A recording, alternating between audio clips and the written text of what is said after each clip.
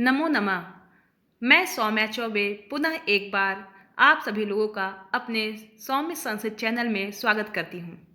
आज के वीडियो में सप्तमी कक्षा के छात्रों के लिए संस्कृत की जो पुस्तक है दीपकम भाग 2, उसके द्वितीय पाठ है यानी दूसरा पाठ, जो पाठ का नाम है नित्यम पिबामः सुभाषित रसम। नित्यम पिबामः सुभाषित रसम, इस पाठ का अध्ययन करने वाले हैं। तो चलिए हम वीडियो को शुरू करते हैं। इस वीडियो में सबसे पहले हम संवादात्मक प्रस्तावना है उसकी चर्चा करेंगे और सुभाषितों को अच्छे से पढ़ेंगे भी और उनके अर्थ को भी समझेंगे। सबसे खास बात, आपको यहाँ पर हिंदी में लिखित अनुवाद भी देखने को मिलेंगे, तो वीडियो अंत तक जरूर देखिएगा। बच्चों, यहाँ पाठ का नाम लिखा है नित्यम पिबामः सुभाषित रसम, जिसका अर्थ है हम सब सदा सुभाषित यानी सुंदर वचनों के रस को पीते हैं। हम सभी हमेशा सुंदर वचनों के रस को पीते हैं, अर्थात सुंदर वचनों को ग्रहण करते हैं, अच्छे चीज़ों को ग्रहण करते हैं। नित्यम पिबामः सुभाषित रसम, यह पाठ द्वितीय पाठ है यानी दूसरा पाठ है। तो यहाँ पे आप देख रहे हैं एक प्रस्तावना के रूप में दिया गया है, संवादात्मक शैली में लिखा हुआ है। महोदय, अस्माकं विद्यालयस्य भित्तौ अयोग्यः पुरुषो नास्ति योजकस्तत्र दुर्लभः इति लिखितम् अस्ति। अस्य कः भावः इति कृपया बोधयतु। यहाँ एक बच्चा है जो बोलता है, एक बालिका है जो हाथ उठाकर बोल रही है, महोदय, हमारे विद्यालय की दीवारों पर यह लिखा है। क्या लिखा है? अयोग्यः पुरुषो नास्ति योजकस्तत्र दुर्लभः। यह लाइन लिखी हुई है। अस्य का भाव कृपया इति बोधयति, इसका क्या अर्थ है, कृपया हमें बताएं। एक लड़की है जो बता रही है कि सर, हमारे स्कूल की जो दीवार है, भित्तों का अर्थ होता है बच्चों दीवार, स्कूल की जो चारों तरफ दीवार है वहाँ पे एक स्लोगन लिखा हुआ है, अयोग्यः पुरुषो नास्ति योजकस्तत्र दुर्लभः। तो इस लाइन का क्या अर्थ है, कृपया बताएं। फिर अध्यापक जो हैं वो बोलते हैं, भो सुशीले अस्य भावार्थः अस्ति यत् अस्मिन् जगति को अपि अयोग्यः नास्ति। सर्वे योग्याः सन्ति परन्तु प्रेरकस्य मार्गदर्शकस्य च अभावः अस्ति। अध्यापक बोलते हैं, हे सुशीला, इसका अर्थ है कि इस संसार में कोई अयोग्य व्यक्ति नहीं है, सभी योग्य हैं, परंतु प्रेरणा देने वाला और मार्गदर्शन कराने वाले बहुत ही दुर्लभ से प्राप्त होते हैं। इस लाइन का अर्थ आपको एक स्लाइड में हिंदी में भी देखने को मिल रहा है। ठीक है, तो ये आपका यहाँ पे पहला वाक्य और दूसरा वाक्य जो सेंटेंस है, हमने यहाँ पे इसका अर्थ बताया। आगे बढ़ते हैं। अब देखिए, यहाँ एक लड़की बैठी है, ये बोलती है, मान्यवर, अहम अपि विद्यालयस्य परिसरे एतादृशं श्लोकम पठितवती। लड़की बोलती है, महोदय, मान्यवर मतलब सर यानी महोदय, मैंने भी विद्यालय के परिसर में इस प्रकार के श्लोक पढ़े हैं।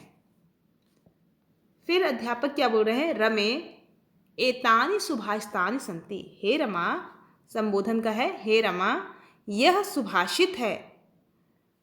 अस्माकं चिंतन विकासाय एव एतानि सुभाषितानि विद्यालय परिसरे स्थापितानि। अध्याय बोलते हैं, रमे, यह सुभाषित है, हमारे चिंतन विकास के लिए ये सुभाषित विद्यालय के परिसर में लिखे हुए मिलते हैं, लिखे हुए दिखाई देते हैं। महोदय, सुभाषितानि इत्यनेन कः अभिप्रायः। बच्चा पूछता है, महोदय, सुभाषितान जो सुभाषितानी है, इसका क्या अभिप्राय होता है, यह सुभाषितानी हम क्यों पढ़ते हैं, इसका क्या प्रयोजन होता है। देखिए अध्यापक क्या बताते हैं, वत्स मानवानां विविध मूल्यानां विकासाय श्रेष्ठजनैः उक्तानि सुवचनानि एव सुभाषितानि। अध्यापक बताते हैं, बच्चों, मनुष्य के विविध मूल्यों के विकास के लिए, जहाँ नैतिक मूल्य है, जहाँ पे नैतिक मूल्य और सामाजिक मूल्य, ऐसे जो मूल्य हैं उनके विकास के लिए जो श्रेष्ठ लोगों के द्वारा जो अच्छे वचन हैं वही सुभाषित कहे जाते हैं। मनुष्यों के विविध मूल्यों के विकास के लिए जो श्रेष्ठ वचन होते हैं, श्रेष्ठ लोगों द्वारा जो अच्छे वचन हैं, वही सुभाषित कहे जाते हैं। तो ये अध्यापक बताते हैं इसको। देखते हैं आगे। श्रीमन सुभाषितानां पठनेन कः लाभः। यह बालक बोलता है, श्रीमन सुभाषितानां पठनेन कः लाभः। सर, श्रीमन मतलब सर, महोदय रिस्पेक्ट में बोलते हैं, सुभाषित सुंदर वचन पढ़ने से क्या लाभ है। जाहिर सी बात है, बच्चे प्रश्न पूछ सकते हैं कि सुभाषित हम क्यों पढ़ें, क्या लाभ है। फिर अध्यापक बताते हैं, प्रिय सुरेश, सुभाषितानां पठनेन अस्माकं नैतिकः सामाजिकः च विकासः भवति। अस्माभिः किं कर्तव्यं किंच न कर्तव्यम् इति सुभाषितानि बोधयन्ति। अध्यापक बताते हैं, प्रिय सुरेश, सुभाषितों को पढ़ने से, सुभाषित मतलब सुंदर वचनों को पढ़ने से हमारे नैतिक और सामाजिक मूल्यों का विकास होता है। हमारा सोशल और मोरल चीज़ें क्या होता है, उसका डेवलप होता है। हम लोग को क्या करना चाहिए और क्या नहीं करना चाहिए, यह सुभाषितों से, सुंदर वचन को पढ़ने से ही ज्ञात होता है। फिर एक बालिका है, यहाँ बोलती है, अहो वयम अपि सुभाषितानि पठितुम इच्छामः, कृपया अस्मान् पाठयतु। बच्ची बोलती है, लड़की, कि अरे वाह, हम लोगों को भी सुभाषितानि मतलब सुंदर वचन पढ़ने की इच्छा हो रही है, कृपया पढ़ाइए। हम लोगों को भी सुंदर वचन पढ़ना है तो कृपया पढ़ाएं। अध्यापक बोलते हैं, समीचीनम तरहि वयम सुभाषितानां रसम पिबामः। समीचीनम मतलब बहुत अच्छी बात है, वेरी गुड। तो चलिए हम लोग सुभाषित यानी सुंदर वचन के रसों का रसपान करते हैं, उसको ग्रहण करते हैं। पिबामः का अर्थ थे उस सुंदर वचनों को हम ग्रहण करते हैं। तो चलिए हम लोग भी सुंदर वचनों को ग्रहण करने वाले हैं। तो यहाँ पे आप देख रहे हैं, पहले जो बना है श्लोक, यहाँ पे कुछ सुभाषित श्लोक दिए हुए हैं। तो वस्त्रेण वपुषा वाचा विद्या विनयेन च वकारैः पंचभिर्युक्तो नरो भवति पूजितः। यह हमारा बच्चों रहा श्लोक, सुभाषित यानी सुंदर वचनों के श्लोक है। यहाँ पे पदच्छेद दिया है, अन्वय दिया है, भावार्थ दिया है। पदच्छेद क्या होता है, इसको हम यहाँ पे जानेंगे कि पदच्छेद क्या है। पदच्छेद बच्चों उन्हें कहते हैं जो कठिन वर्ड होता है उसको हम पदों को अलग करते हैं, यानी चीज़ों को, वाक्यों को हम अलग अलग करके पढ़ना सीखते हैं पदच्छेद में। जैसे वस्त्रेण है, वपुषा वाचा विद्या विनयेन च वकारैः पंचभिः युक्तः नरः भवति पूजितः। तो पदों को हम अलगाव करके जो पढ़ते हैं उसे पदच्छेद कहते हैं। अन्वय में क्या होता है, कर्ता, कर्म और क्रिया तीनों क्या होते हैं, क्रम से आते हैं। जैसे अंग्रेजी में भी होता है, सब्जेक्ट होता है, फिर वर्ब होता है, फिर आपका वर्ब आ जाता है, फिर ऑब्जेक्ट होता है। वैसे ही संस्कृत में भी, जैसे इंग्लिश में हुआ वैसे संस्कृत में भी आपका कर्ता, फिर कर्म और क्रिया, ये सब चीज़ें आपको देखने को मिलेंगे अन्वय में। और भावार्थ देखते हैं, तो हम सीधे सीधे इसका हम भावार्थ बता दे रहे हैं जो परीक्षा की दृष्टि से महत्वपूर्ण होते हैं। यहाँ पर लिखा है, वस्त्रेण वपुषा वाचा विद्या विनयेन च वकारैः पंचभिर्युक्तो नरो भवति पूजितः। तो ऐसे ही श्लोक का गायन करेंगे और इसका अर्थ भी जानेंगे। इसका अर्थ हम आपको हिंदी में देख करके लिख सकते हैं, स्लाइड में शो हो रहा है। मनुष्य जो है पंच वकारों से, यानी जो मनुष्य होते हैं वह 5 वकारों से, वकार का मतलब है 5 व से शुरू होने वाले शब्द। 5 व से कौन कौन से शब्द शुरू होते हैं, अच्छे कपड़े, वस्त्रेण मतलब अच्छे कपड़े, वपुषा का अर्थ होता है सुंदर शरीर, और विद्या, वाचा मतलब मधुर वाणी, व से विद्या और व से विनम्रता से युक्त व्यक्ति समाज में सम्मानित होता है। जिसके पास 5 व है वही व्यक्ति इस समाज में सम्मानित होता है। 5 व में कौन कौन से, वस्त्रेण, वपुषा, वाचा, विद्या, विनयेन च। तो पहला हो गया वस्त्रेण मतलब अच्छे कपड़ा जो पहनता है, और वपुषा जिसके पास अच्छा शरीर है, सुंदर शरीर है, और वाचा जिसके पास सुंदर वाणी है, विद्या, विद्या मतलब अच्छा ज्ञान, जिसके पास विद्या है, और विनयन, और जिसके पास विनम्रता है, शालीनता है, अनुशासन है, वह व्यक्ति समाज में सम्मानित होता है। तो अच्छे कपड़े, सुंदर शरीर, मधुर वाणी, विद्या और विनम्रता से युक्त व्यक्ति समाज में सम्मानित होता है। यह पहला सुभाषित है। इसका अर्थ यहाँ पे आपको देखने को मिल रहा है। ठीक है, तो ऐसे ही आप अर्थ देख लीजिए और अपने नोटबुक में लिख लीजिएगा। अब आगे बढ़ते हैं सुभाषित नंबर 2 पे। 9 सुभाषितानी है, तो हम नंबर 2 पे आ गए। जो सुभाषितों का श्लोक है संख्या 2। षड् दोषाः पुरुषेणेह हातव्या भूतिमिच्छिता, निद्रा तंद्रा भयं क्रोध आलस्यम दीर्घसूत्रता। इसका अर्थ बच्चों जानेंगे हम। यहाँ अर्थ भी लिखा हुआ है। उन्नति और समृद्धि चाहने वाले व्यक्ति को इन 6 दोषों को त्याग करना चाहिए। कौन कौन से 6 दोष हैं? निद्रा, पहला दोष क्या है? निद्रा, जिसको बहुत ज़्यादा नींद आती है। तंद्रा, जिसको अंदर हमेशा थकान भरा रहता है। भयम, डर। क्रोध, आलस्य। दीर्घसूत्रता, दीर्घसूत्रता का अर्थ होता है काम को टालने की आदत। कुछ बच्चे ऐसे होते हैं जो अपने काम को हर वक्त टालते रहते हैं कि आज नहीं, कल कर लेंगे, परसों कर लेंगे। तो जो ऐसे विद्यार्थी होते हैं वो कभी भी आगे नहीं बढ़ पाते हैं। अगर जो विद्यार्थी हमेशा उन्नति और अपनी समृद्धि को चाहने वाले होते हैं व्यक्ति, उनको यह 6 दोषों को त्याग करना चाहिए। नींद, थकान, डर, क्रोध, आलस्य और काम टालने की आदत को। तो ये रहा दूसरा सुभाषितानी। अब आइए तीसरे नंबर पे। अद्भिर्गात्राणि शुध्यन्ति मनः सत्येन शुध्यति, विद्या तपोभ्याम भूतात्मा बुद्धिर्ज्ञानेन शुध्यति। ऐसे ही श्लोक का गायन आप करेंगे। इसका अर्थ ये जानेंगे। अद्भि, अद्भि का अर्थ होता है बच्चों जल। अद्भि का अर्थ होता है जल। तो शरीर जो है जल से, मन सत्य से, आत्मा विद्या और तप से, और बुद्धि ज्ञान से पवित्र होती है। शरीर कैसे स्वच्छ होता है? जल से। अद्भि मतलब जल। देखिए ये बालक नहा रहा है ना, तो अपने आप को जल से शुद्ध कर रहा है। तो शरीर जो है वह जल से शुद्ध होती है। मन जो है सत्य से शुद्ध होता है। अगर आप सत्य हमेशा बोलेंगे तो आपका मन हमेशा प्रसन्न रहेगा। और विद्या, आत्मा जो है विद्या और तप से पवित्र होती है, और बुद्धि जो है ज्ञान से पवित्र होती है। ये रहा हमारा तीसरा सुभाषितानी श्लोक। आगे ये चौथे सुभाषितानी पर। उत्तरम यत समुद्रस्य हिमात्रैश्चैव दक्षिणम, वर्षम तद भारतम नाम भारती यत्र संततिः।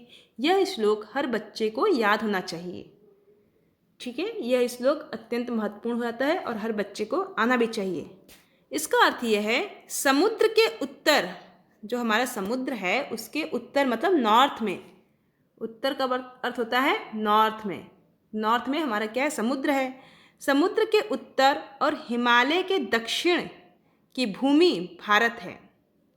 समुद्र के उत्तर में और हिमालय की दक्षिण भूमि पर भारत है, जहाँ भारतीय संतानें रहती हैं। जहाँ पे भारत के संतान यहाँ पे निवास करते हैं। कहाँ पे? तो बता दिया गया, समुद्र के उत्तर में और हिमालय के दक्षिण की भूमि में भारत के लोग रहते हैं। वहीं पे भारतीय संतान निवास करती हैं। 5वां सुभाषितानी पे आते हैं। जल बिंदु निपातेन क्रमशः पूर्यते घटः, स हेतु सर्व विद्यानां धर्मस्य च धनस्य च। इसका अर्थ ये है, जैसे बूंद बूंद से घड़ा भरता है। देखिए यहाँ पे नल लगा है और इस नल में जो नीचे घड़ा जो है रखा हुआ है वह एक एक बूंद से घड़ा भर रहा है। तो जैसे बूंद बूंद से घड़ा भरता है, वैसे ही अभ्यास से विद्या, धर्म, और धन की प्राप्ति होती है। आप सोचो कि हमें एक दिन पढ़ने पर सारा ज्ञान प्राप्त हो जाए, तो ऐसा नहीं होता है। वैसे ही धन क्या है, एक दिन में ही हर लोग अमीर नहीं हो सकते हैं। धीरे धीरे अपने काम करने से, निरंतर काम करने से, निरंतर अपने काम में लगे रहने से इंसान क्या होता है, धन की प्राप्ति कर लेता है। वैसे ही अगर हर बच्चा धीरे धीरे अभ्यास करेगा तो उसको विद्या अवश्य प्राप्त हो जाएगी। जैसे बूंद बूंद से घड़ा भरता है, वैसे ही अभ्यास से विद्या, धर्म और धन की प्राप्ति होती है। तो धर्म भी एक दिन में ही नहीं प्राप्त होता है, धर्म भी धीरे धीरे करके ही प्राप्त होता है। विद्या, धर्म और धन जैसे घड़े में पानी भर रहा है, वैसे ही ये सब भी धीरे धीरे प्राप्त होने वाली चीज़ है। तो 5वां सुभाषानी समाप्त हुआ। 6ठे पे आते हैं हम। यह पठति लिखति पश्यति परिपृच्छति पंडितानुपाश्रति तस्य दिवाकर किरणेः नलिनी दलमिव विस्तारिता बुद्धिः। इसका अर्थ ये रहा बच्चों, पढ़ने, लिखने, देखने, पूछने और विद्वानों का संग करने से बुद्धि कमल की तरह खिलती है।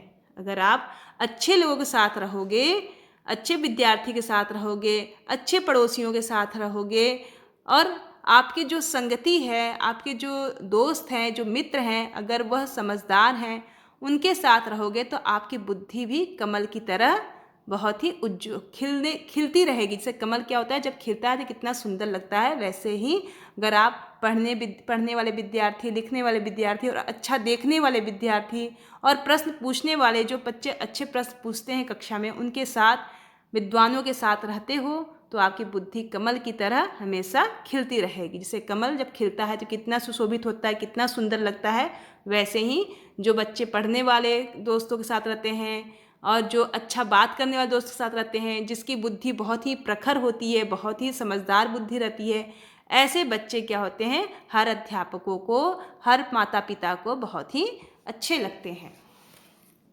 तो ये रहा हमारा 6ठा श्लोक। अब हम 7वें श्लोक की ओर बढ़ते हैं।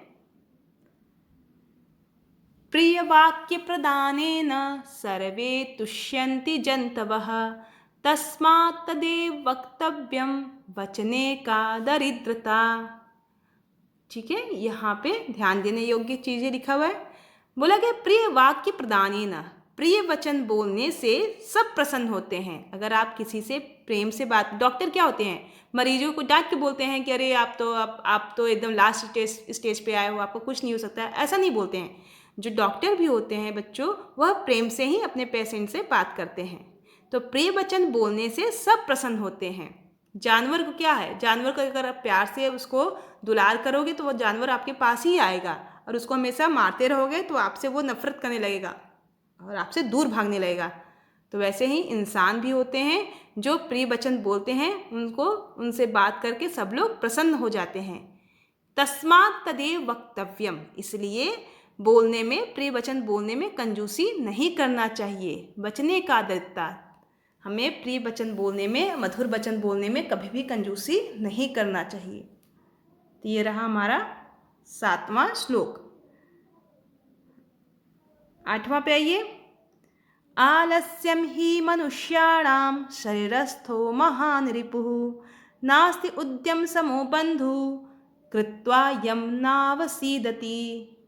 ऐसे श्लोक का गायन करके आप अपने कक्षा में अध्यापकों को, अध्यापिकाओं को सुनाएंगे। आलस्यम ही मनुष्याणाम शरीरस्थो महान रिपुः नास्ति उद्यम समो बंधु कृत्वा यम नावसीदति। इसका अर्थ रहा बच्चों, आलस्य शरीर का सबसे बड़ा शत्रु है। आलस्य जो है, जो लेजी लोग होते हैं, उनके शरीर का सबसे बड़ा एनिमी क्या है, आलस्य है, लेजीनेस। तो जो आलसी होते हैं उनके शरीर में सबसे बड़ा शत्रु विराजमान हो जाता है। परिश्रम के समान, परिश्रम सच्चा मित्र है। परिश्रम क्या है, हार्ड वर्क क्या है, सबसे अच्छा बेस्ट फ्रेंड होता है। जो परिश्रम करता है वह कभी भी व्यक्ति दुखी नहीं होता है।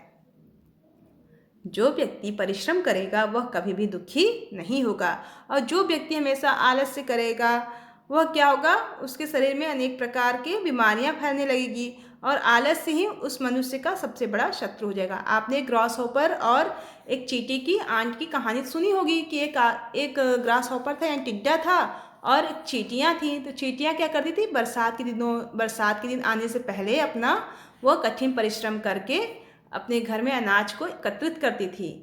और जो ग्रास हॉपर था यानी जो टिड्डा था वह क्या करता था, वह मस्ती में रहता था, परिश्रम नहीं करना चाहता था, आलस करता, अरे कल कर लूँगा, परसों कर लूँगा, ऐसे करते करते प्रतिदिन दिन को टालता गया। जब बरसात आया तो चींटियाँ सुख से अपना रह रही थी, लेकिन वह ग्रास हॉपर क्या हो गया, उसको पेड़ों में कहीं रहने की जगह नहीं मिली और खाने की चीज़ें भी नहीं मिली। तो बाद में उसने चींटियों के पास गया तो चींटियों ने उसको सबक सिखाया कि आप आलसी हो, आप कामों को टालते हो, इसीलिए आपके शरीर में एक शत्रु विराजमान हो गया था। तो हम लोग के साथ जैसे चींटियाँ परिश्रम करती हैं, परिश्रम जो करता है वो कभी भी दुखी नहीं होता है। चलिए आगे बढ़ते हैं प्रश्न नंबर श्लोक संख्या 9 की ओर। यह अंतिम श्लोक है आपका सुभाषितानी का, 9वां श्लोक है।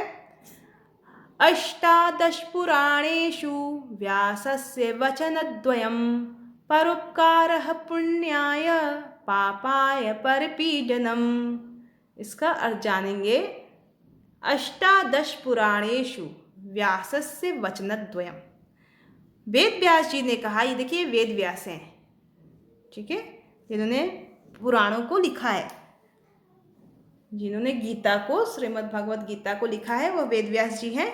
वेद व्यास जी ने कहा है परोपकार पुण्य है। जो परोपकार होता है वह क्या है, पुण्य है। परोपकार मतलब किसी के ऊपर उपकार करना, किसी की भलाई करना, परोपकार पुण्य है। अब पाप करना परपीडनम, दूसरों को कष्ट पहुंचाना क्या है, पाप है। तो किसी ने पूछा पुण्य और पाप हम कैसे जाने, पुण्य क्या है, पाप क्या है? तो वेद व्यास जी ने बताया परोपकार करना पुण्य है और पाप करना, दूसरों को कष्ट देना, पाप है। तो अष्टादश पुराणेषु व्यासस्य वचनद्वयम्। अष्टादश जो 18 पुराणों को लिखने वाले जो वेद व्यास जी हैं, उन्होंने वचनद्वयम्, 2 वचन बताए। कौन कौन से? परोपकाराः पुण्याय, परोपकार करना पुण्य होता है, अच्छा काम होता है। पापाय परपीडनम, और दूसरे को कष्ट देना यह पाप कहलाता है।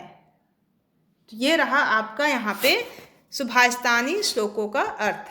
तो सब डिटेल में आपको यहाँ पे लिखा हुआ है, देख करके आप जरूर लिख लीजिएगा।